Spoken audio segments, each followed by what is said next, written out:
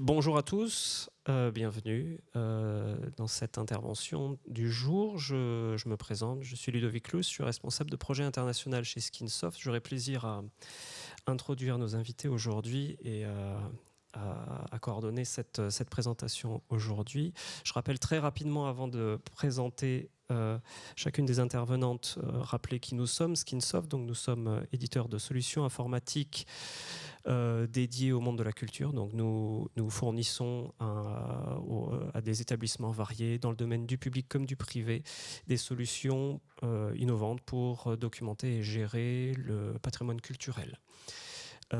Et aujourd'hui, du coup, pour évoquer cette problématique-là et évoquer des cas concrets d'utilisation de nos solutions, j'ai plaisir à introduire 3 personnes qui représentent 3 partenaires de Skinsoft, donc des usagers de nos solutions, et qui, chacune d'ailleurs, représente bien la grande diversité des situations auxquelles Skinsoft a l'habitude d'accompagner au quotidien.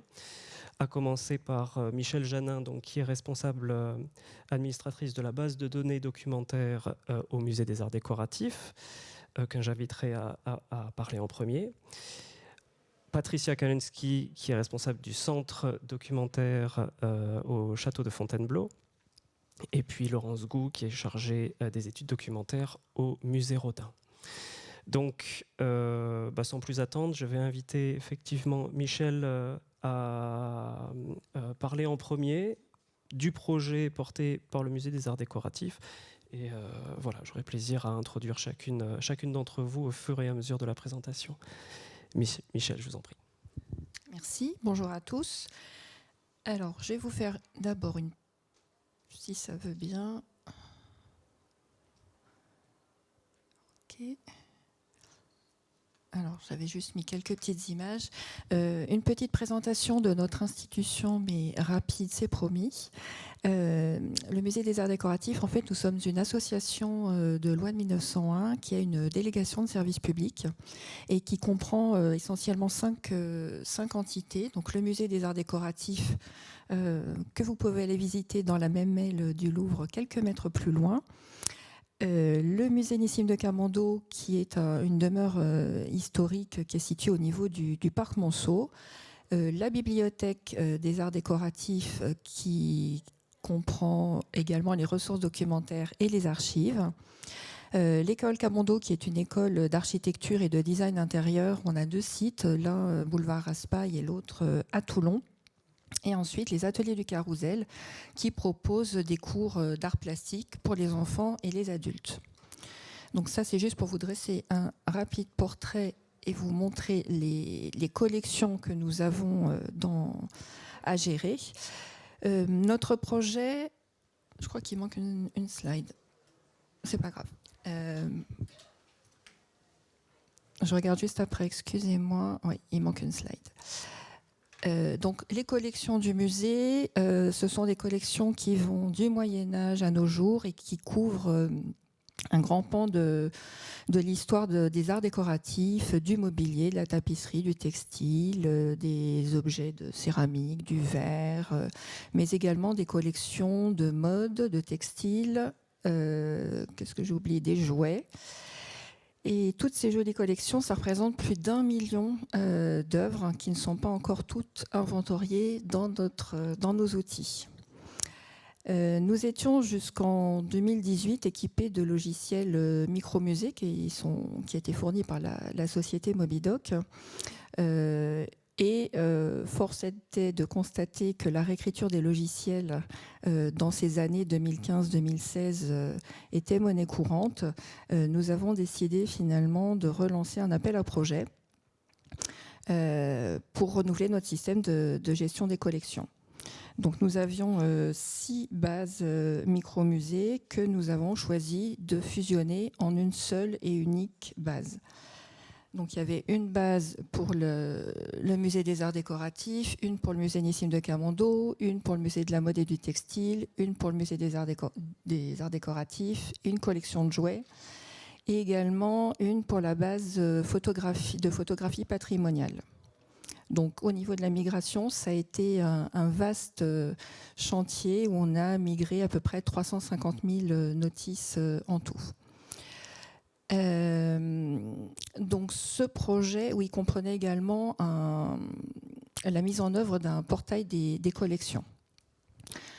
Les besoins qu'on a exprimés auprès des différents prestataires, c'était la nécessité d'une application full web qu'on puisse utiliser quand nous sommes dans des réserves externalisées, quand on a des expositions hors les murs et qu'on est à l'étranger.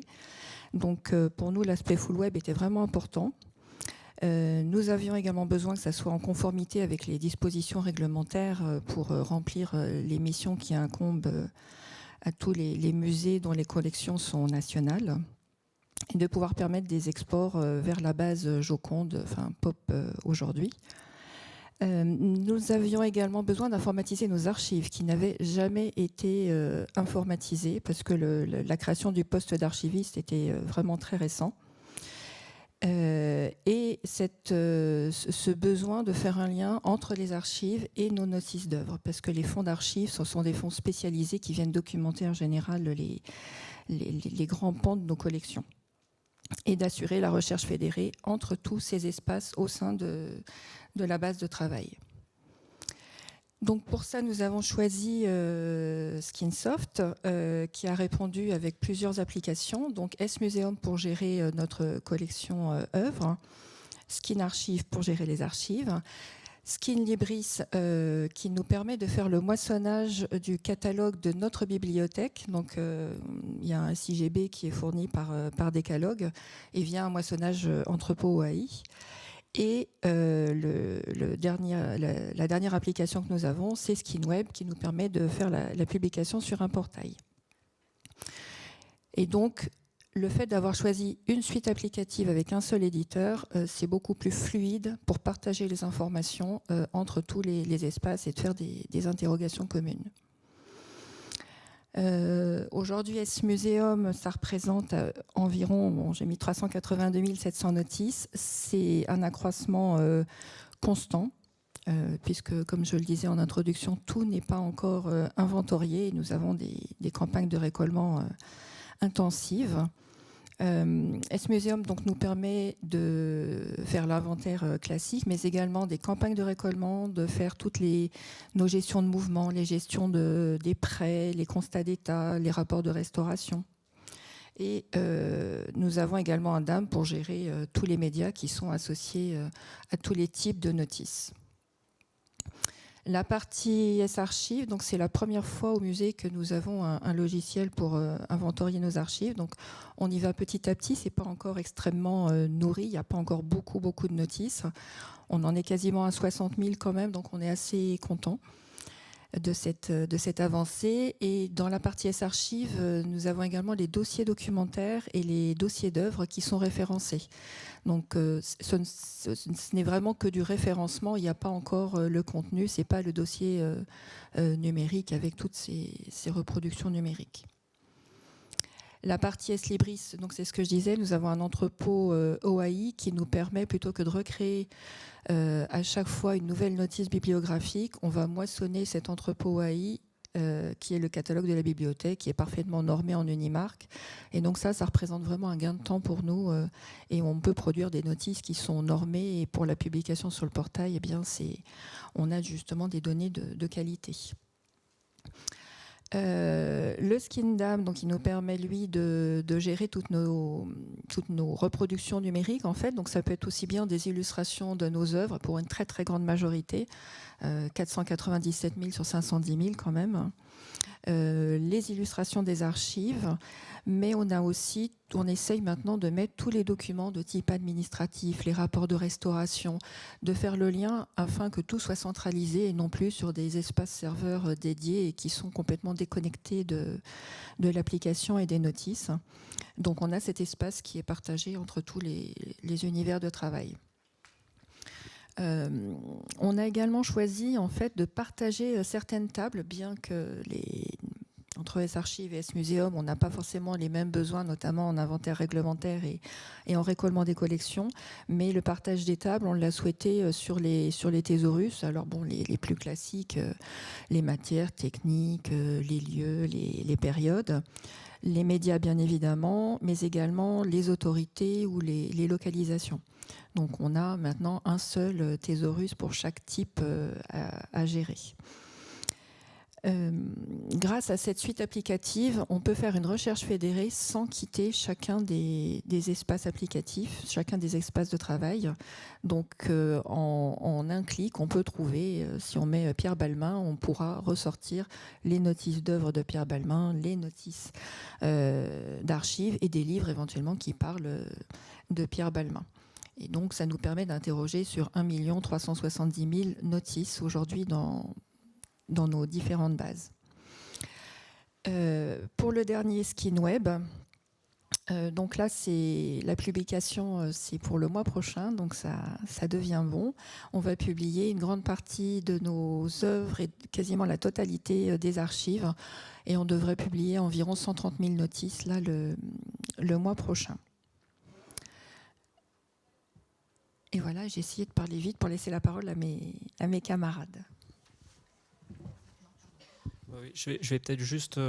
merci beaucoup Michel, je serai très bref aussi. Et puis je donnerai la parole à Patricia Kalensky pour la poursuite de la présentation. Simplement pour revenir sur le projet du MAD, donc c'était un projet effectivement ambitieux.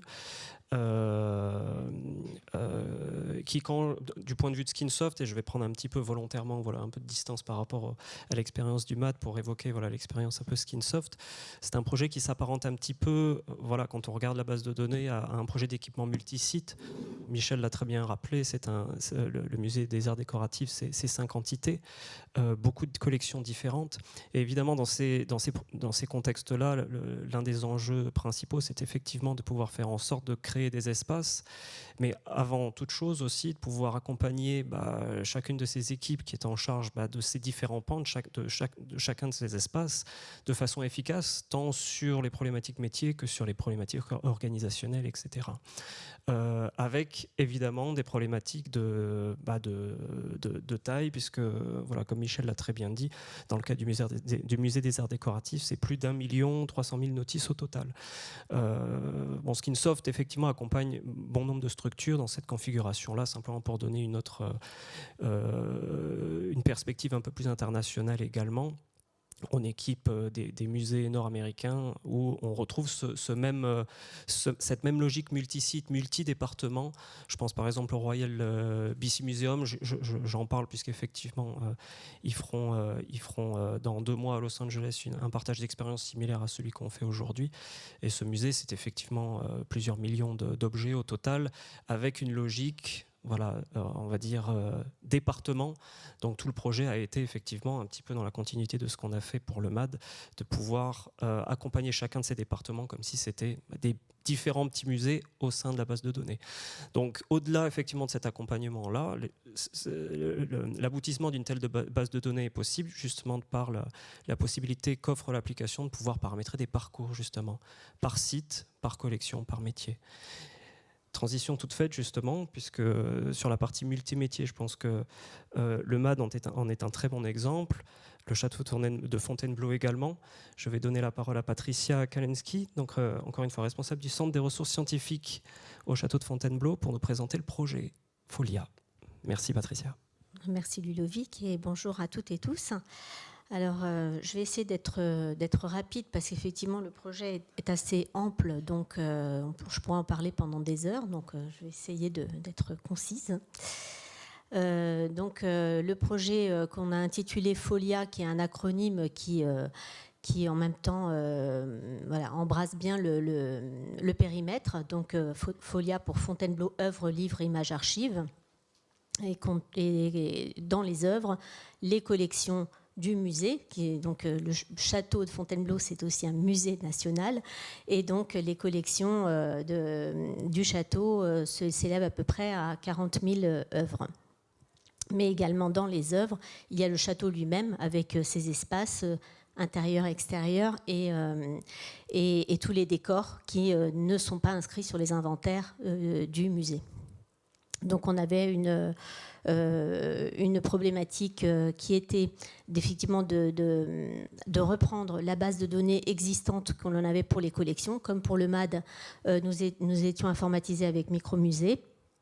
Mais tout le reste, donc le château en lui-même, ses décors, etc., et toutes les ressources documentaires, donc archives, bibliothèques, et les images, tout ça évidemment n'était pas du tout géré au sein d'un projet informatisé. Donc effectivement, nous, ce que l'on a tout de suite mis en exergue, c'est le fait qu'on voulait avoir des outils métiers adaptés pour chacun de ces justement métiers qui sont différents. La gestion de collection, c'est pas la même chose que la gestion de fonds d'architecture ou de biens immobiliers, ni de collection de bibliothèques, ni de fonds d'archives. Voilà, pour les images, on avait aussi le souhait de pouvoir gérer plus efficacement des images qui étaient par milliers stockées sur les serveurs évidemment de l'institution, et c'était absolument pas c'était pas très bien géré, on va dire. Ce que l'on avait vraiment comme souhait, c'était d'avoir donc ces outils métiers qui répondent au schéma de description qui étaient ceux de chacun de ces métiers, avec des formats, des standards, etc. Et également que chaque métier, finalement, et chaque équipe du musée puisse travailler en synergie avec les autres. Voilà, on avait une base de données qui était très peu utilisée, dans le sens où les producteurs de données étaient très peu nombreux. Il y avait même très peu de conservateurs en réalité qui nourrissaient la base des collections. Et voilà, en fait, cette base était très peu nourrie. Et pour les ressources documentaires, c'était la même chose. Il fallait que tout le monde en fait puisse apporter sa pierre à l'édifice finalement pour construire un vrai système d'information. Par ailleurs, on avait vraiment le souhait de diffuser ces collections et ces ressources documentaires, et donc de mettre en ligne les collections. C'est ce que je vais plutôt m'attacher à montrer dans cette petite présentation. Donc on a commencé ce projet en 2018, on a constitué 5 bases de données qui sont liées entre elles et qui partagent des référentiels, donc autorité, thésaurus et table, donc que l'on a construit en amont de la mise en place de l'application. Et donc que l'on a structuré en faisant plusieurs actions en amont, donc encore une fois de l'implémentation de la solution logicielle, qui était de mettre en place des autorités et des thésaurus communs et bien structurés, structurés également dans un format qui est un format du web sémantique, puisqu'on voulait inscrire aussi le projet dans le web sémantique, et donc on a une visée qui est quand même à très long terme de notre système d'information. Donc nous, on a choisi le SCOS, qu'on a implémenté dans la solution logicielle.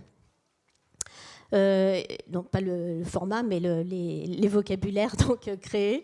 Pardon, c'était un raccourci qui était un petit peu un peu rapide. Et puis donc avoir une vraie structuration de l'ensemble de ces bases, de manière à pouvoir créer des liens entre les notices, parce que comme l'a très bien expliqué Michel, effectivement, un document d'archives documente une œuvre.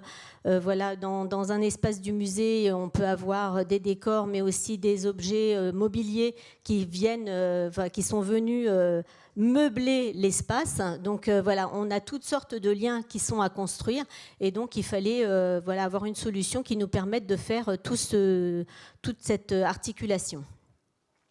Donc, sans transition, je passe donc au portail que vous pouvez consulter en ligne, puisque nous l'avons mis en ligne donc, le 31 mai 2024, donc, sur collection ressources châteaudefontainebleau.fr. Donc, les principes que j'ai énoncés sur les bases, on va dire, en production, se retrouvent bien évidemment sur le portail. et donc au bénéfice de la recherche par tous les usagers. Donc on a une recherche libre fédérée qui permet justement d'avoir une recherche transverse sur l'ensemble des collections, des ressources documentaires et des espaces du château. Donc là, par exemple, pour la galerie de Diane, on peut faire une recherche sur la galerie de Diane. On voit qu'on peut avoir des résultats provenant de l'ensemble des bases. Donc si c'est un peu petit, mais vous voyez que dans les facettes, tout en bas, il y a le type de notice. Et donc, vous voyez que ressortent les notices provenant des différentes bases mises en place. Donc les médias, les archives, les œuvres, l'architecture, la bibliothèque et également des autorités qu'on a aussi mis en ligne. Donc si on prend donc la notice de la galerie de Diane, vous voyez que c'est une notice de type architecture, c'est pour ça que le type de notice apparaît là en architecture. On peut, par le biais de la notice de la galerie de Diane, aller sur les objets de collection en lien. Donc il y a une petite slide là, qui vous montre la liste des objets de collection qui sont présents dans la galerie de Diane. De là, on peut aller sur la notice d'une des œuvres, d'un des tableaux, donc le portrait équestre de Henri IV par exemple, et on peut également avoir accès à la notice image, où là, nous, on s'est attaché à avoir des notices images très bien documentées permettant de diffuser les images en respectant notamment tous les critères de diffusion et d'utilisation des images. Voilà, l'utilisation des images, c'est un enjeu quand même assez crucial dans nos métiers, dans nos institutions. Voilà, je répondrai bien volontiers à vos questions, mais j'ai essayé d'être brève. Merci beaucoup, Patricia. Rapidement également, pour faire la transition, je reviendrai sur ce concept multimétier qui est évidemment au cœur de la présentation que vous venez de faire, Patricia. Et encore une fois, en adoptant le point de vue de Skinsoft, je rajouterai simplement ceci. Quand on équipe des établissements de cet acabit, évidemment se pose la question des normes documentaires. Donc là, on a effectivement des collections d'objets, des archives, des fonds de bibliothèque. On a même aussi une problématique liée au patrimoine bâti, il ne faut pas l'oublier. Donc les problématiques de gestion du patrimoine se croisent sur tous ces aspects-là. Et quand effectivement ces normes documentaires elles sont nativement intégrées à une plateforme de gestion, cette histoire de lien, cette problématique de lien entre ces fonds-là s'en retrouve facilitée. Donc quand on se pose cette question-là de comment on va pouvoir gérer effectivement telle collection en lien avec des archives, avec des fonds de bibliothèque, etc., la question au final ne se pose pas vraiment puisque, voilà, comme l'a très bien dit Patricia, ça faisait partie des axes principaux du projet Folia et c'était l'un des points sur lesquels il a fallu qu'on accompagne le château de Fontainebleau justement lorsqu'il était question de paramétrer l'application. Voilà, donc il y a une dimension multimétier qu'on a intégrée, nous, chez Skinsoft depuis le début et qui nous permet justement de faire un petit peu la différence de par cette intégration native de ces normes descriptives. Voilà. Je peux même aller plus loin, encore une fois, on parle de patrimoine bâti, de fonds de bibliothèque, on peut même parler de fonds de films. Hein. Je prends l'exemple aussi des cinémathèques qui sont également, pour prendre un autre exemple complètement différent, sur un secteur différent, des symboles à part entière du multimétier. On va retrouver des collections numériques qui côtoient des collections physiques avec des problématiques qui sont liées. Donc des normes de description complètement différentes, mais un cœur de projet qui au final reste le même puisque la vocation de ces projets-là, de ces établissements, c'est de pouvoir justement documenter et gérer un patrimoine qui recoupe plusieurs normes descriptives et de gestion. Donc voilà. Et puis pour finir justement, à partir de ces différentes normes-là, se pose la question des parcours utilisateurs par fonds, dans l'optique de pouvoir les partager en ligne. Donc le portail du château de Fontainebleau qui est récent en est un exemple probant. Transition toute donnée pour justement évoquer la présentation de Laurence Gou, qui est chargée d'études documentaires au musée Rodin et qui va nous partager justement l'exemple du portail des collections du musée. Laurence, je vous en prie. Merci, bonjour à tous. Donc la présentation sur le portail des collection. Voilà, pardon. Merci. Donc, vous avez sur la première slide l'image de la page d'accueil de ce nouveau portail qui a été mis en ligne le 23 septembre 2024. Donc, nous collaborons avec Skinsoft depuis 2015. Nous avons migré notre ancienne base de données sur des collections sur S-Museum en 2015. En 2016, nous avons publié notre premier portail des collections. Puis en 2021, le musée Rodin revoit totalement son site institutionnel, mais notre portail ne subit pas de modification. Ce travail de mise à jour, d'adéquation graphique et de révision des contenus et surtout de la recherche ne sera fait qu'en 2024, après que nous ayons migré en 2023 sur la nouvelle plateforme de S-Museum. Du coup, c'est là. Pardon. Merci. C'est celle d'après, pardon. Donc, ce nouveau portail, nous avions plusieurs enjeux et volontés. C'était lui donner de nouvelles fonctionnalités et mettre à disposition du public de nouveaux contenus.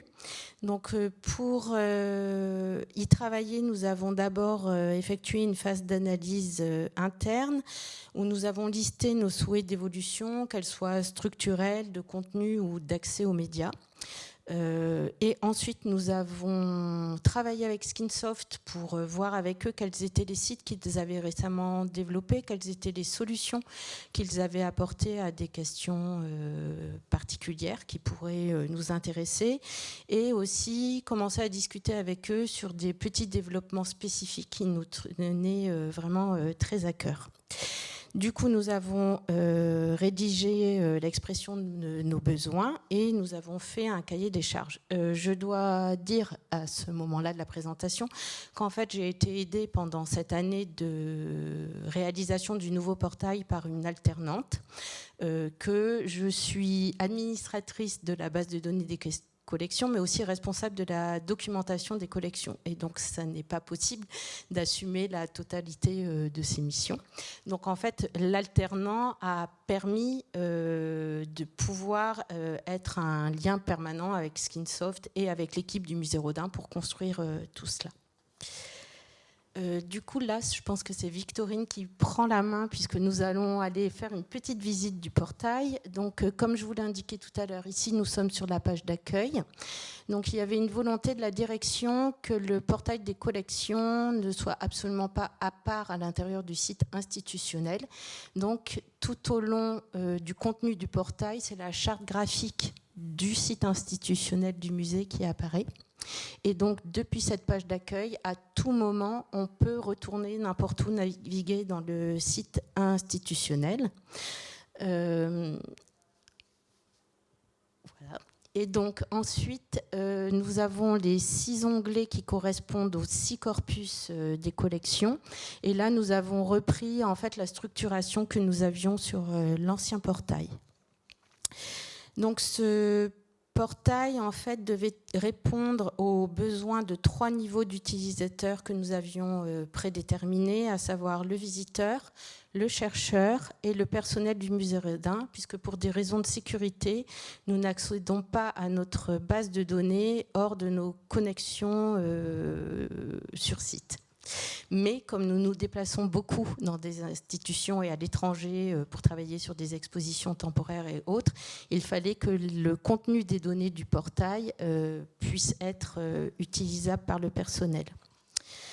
Donc, si nous allons voir toutes les collections, c'est Victorine qui a la main. Pardon. Donc en fait, donc là, la première spécificité que nous avons demandé à Skinsoft, c'est de faire en sorte d'ouvrir sur le corpus des sculptures et non pas sur le corpus des antiques qui commençait par la lettre alphabétique C, qui serait donc apparue en premier. Donc on a pas mal bataillé, mais on y est arrivé. Donc ça aussi, c'était un souhait de notre direction. Nous avons gardé la possibilité de faire des requêtes par facette et nous avons ajouté ce que proposait Skinsoft, le visible sur l'exposition permanente, qui permet aux visiteurs de préparer sa venue au musée et en cliquant sur oui, d'avoir accès à la totalité des œuvres exposées dans les salles de Paris et dans le jardin de Paris. Et nous faisons une mise à jour du contenu du portail toutes les semaines. Donc, voilà. Ensuite, on peut passer à la recherche avancée. Donc là, en fait, nous avons souhaité qu'elle soit beaucoup plus ergonomique et efficiente que précédemment. Nous avons retenu 4 critères de recherche par défaut, plus d'en ajouter un critère, la totalité des champs qui sont migrés sur le portail, puisque nous ne migrons sur le portail qu'un certain nombre de champs, et essentiellement des champs qui sont nettoyés et qui donc du coup dont la donnée peut être fiable. Nous avons exclu tout un tas de champs parce que les données n'y sont pas totalement encore fiables ou encore nettoyées. Et donc si nous prenons par exemple l'exemple d'un chercheur sur les antiquités, puisque Rodin collectionnait énormément d'antiquités, et que nous cherchons les vases à parfum. Donc nous allons dans le thésaurus utilisation-destination, nous allons chercher les vases à parfum. Donc nous nous apercevons qu'il y en a 64. Donc ça aussi, c'est une spécificité que nous avons demandé que le résultat de la recherche s'affiche dans la barre, puisque là, sinon, le visiteur est perdu puisqu'il ne sait pas si sa requête a fonctionné ou pas. Donc nous voyons du coup que nous avons 64 recherches. Donc le chercheur se dit c'est super, mais je voudrais savoir quels sont tous ceux qui viennent de Corinthe. Donc là, on ajoute un nouveau critère qui est le lieu de création et on va chercher Corinthe. Et là, nous tombons sur 13 résultats. Alors, je prends l'exemple des vases antiques, puisqu'en fait, la chargée de collection des antiques de Rodin a fait un énorme travail cette année pour mettre des descriptions matérielles à l'intérieur de ces notices selon une norme de saisie qu'on a structurée en interne. Et du coup, c'était intéressant de montrer aussi ce résultat. Donc, si on prend la Ribal CO 01269, on va avoir justement un exemple de cette description extrêmement détaillée, voilà, qui apporte beaucoup d'informations aux chercheurs. Et si on descend tout en bas de la notice, on arrive sur un carrousel qui permet de découvrir d'autres œuvres en rapport. Et la sélection du carrousel se fait sur le champ matériaux, ce qui permet en fait de pouvoir aller récupérer aussi des œuvres d'autres corpus que celui des antiques. Et ensuite, le dernier point que nous avions souhaité développer avec Skinsoft, ce sont la partie média. Donc, en fait, nous souhaitions absolument avoir une visionneuse 3IF. Ça tombait bien, c'est ce qui était proposé avec ce portail. Nous souhaitions, et là nous avons dû batailler pour obtenir en fait le copyright et le numéro d'inventaire en légende de chaque illustration. Pour que quand l'image soit téléchargée, elle se dénomme automatiquement avec l'identifiant de l'image et que quand on aille sur la page de l'agence photographique, puisqu'en fait on a demandé à faire avoir un lien rebond vers la page de l'agence photo sur laquelle on peut commander les médias et du coup le demandeur a la bonne référence de cliché qu'il met dans sa demande, ce qui autrefois générait des heures de travail pour notre agence photo pour qu'elle retrouve le cliché qui était demandé, puisqu'en fait il était incrémenté avec un mauvais nom.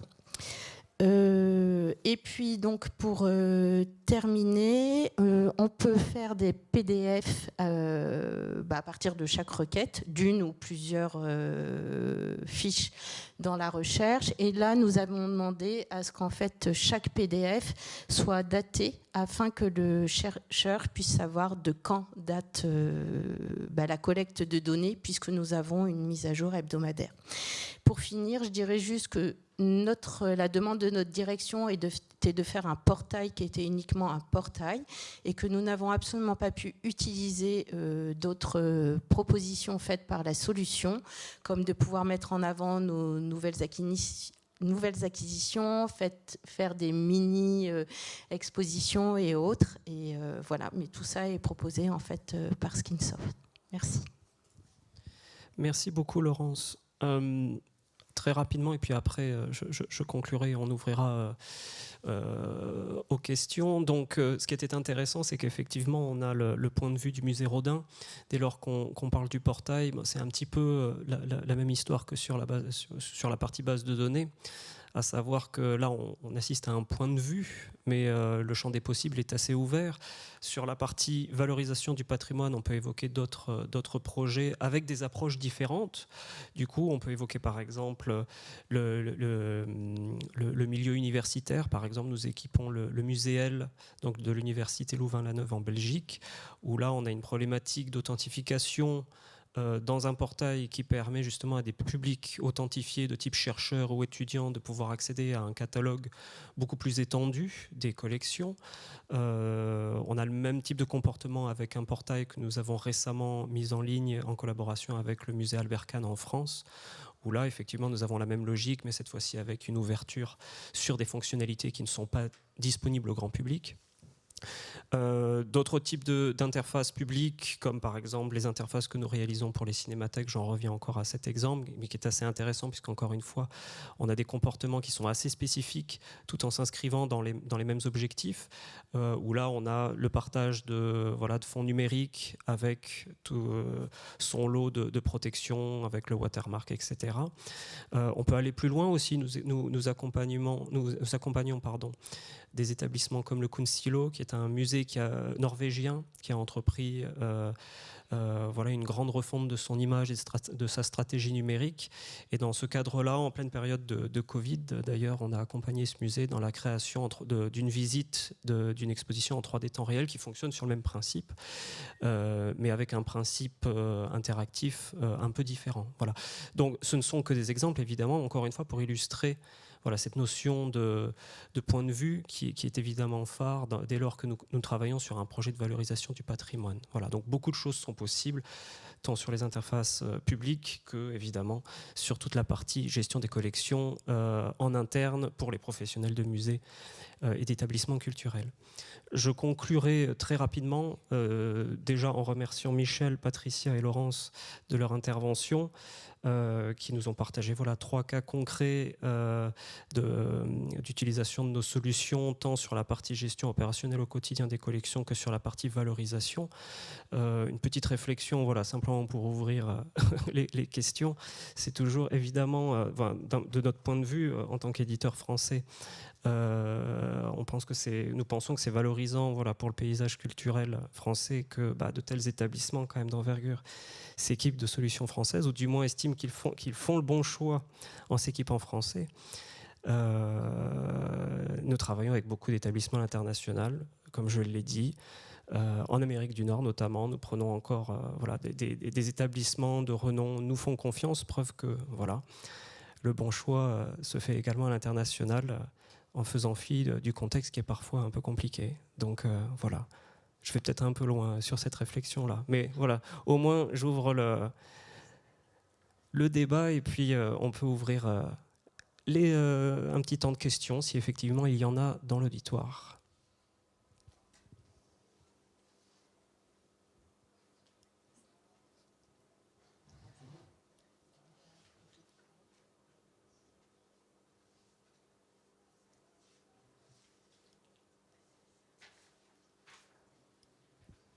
Je pense que vous avez fait forte impression.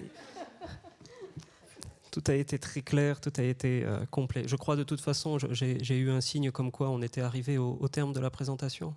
Encore 5 minutes, donc s'il y a des questions, n'hésitez pas. Ou des remarques, des ultimes remarques.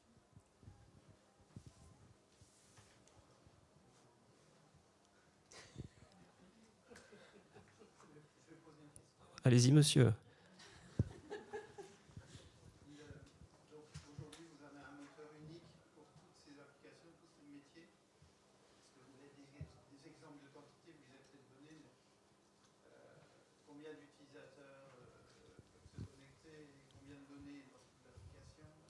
Alors, on en a déjà évoqué lorsqu'on a parlé du cas du musée des arts décoratifs. Donc plus d'1 million de notices et une soixantaine d'utilisateurs à peu près, Michel? Alors, on a à peu près une centaine de comptes actifs, mais ça ne veut pas dire que tout le monde travaille dans la base. On a aussi des comptes qui sont uniquement pour la consultation, pour les équipes de la communication, le service des publics qui vient se nourrir en fait pour créer leur parcours de visite, leurs ateliers. Oui, c'est 1 350 000, je crois, oui, j'ai dit, en tout. Bon, c'est un exemple, mais pour répondre effectivement à votre question, monsieur, il n'y a pas véritablement de limite, tant sur la partie hébergement que sur la possibilité de pouvoir gérer voilà, des grandes quantités de données. J'ai mentionné un musée nord-américain qui disposait effectivement d'une collection de 7 millions d'objets. Donc c'est une bonne illustration de justement cette limite qui n'existe pas. Monsieur, vous aviez une question également.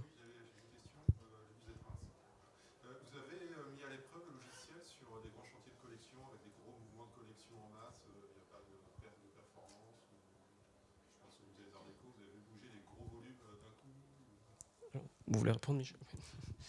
Oui, alors on a bougé des gros volumes, mais pas tout en une fois. Donc il y a la gestion des mouvements, mais on y allait plutôt par caisse, par type de localisation. Mais on a eu un gros chantier l'année dernière, parce qu'on a eu de nouvelles réserves qui nous ont été affectées.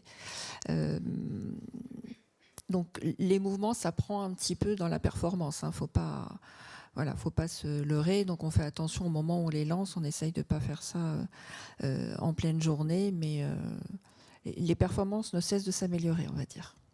Voilà.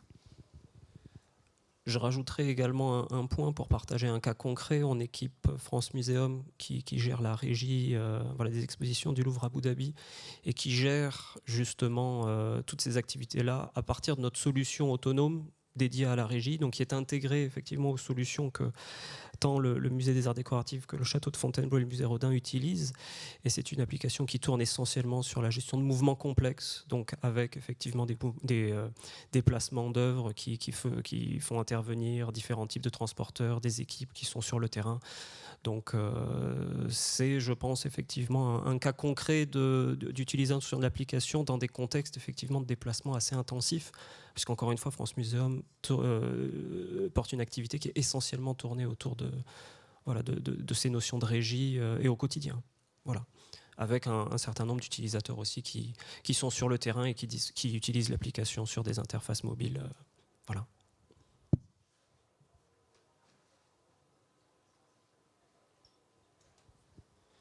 Pas d'autres questions? On est bon. Parfait. Merci Michel Janin, merci Patricia Pagansky, merci Laurence Gau pour votre intervention.